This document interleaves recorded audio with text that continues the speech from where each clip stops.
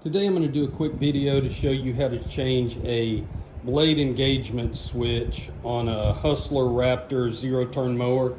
This is an older mower, but most of them be pretty much the same. The switch is going to be right here and it will look just like this. As you can tell, I broke mine off. I think a tree limb rubbed across it, and it's been old and been out in the sun a lot, so just got brittle and broke off. So the way to get this off is it's got these clips, 2 on each side right there. And if you can imagine this sitting down in there, and right here on the edges, these clips catch.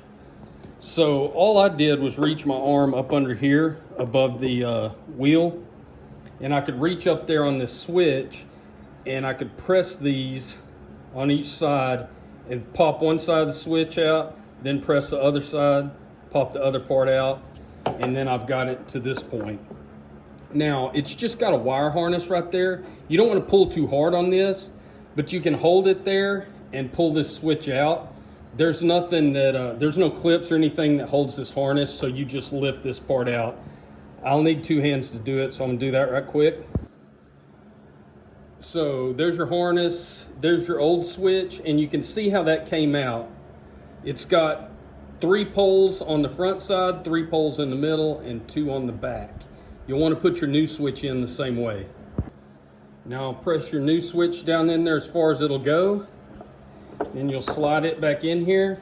I may need 2 hands to do this as well, but you'll want to pop it back down in that hole. You can see right there, you don't have a lot of space, so I'm going to use 2 hands and push this down in there.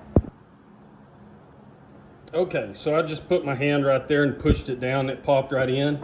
Now you can tell if it's in right, because if you can pull up on it, this should stay right there flush. So we've got it fixed now.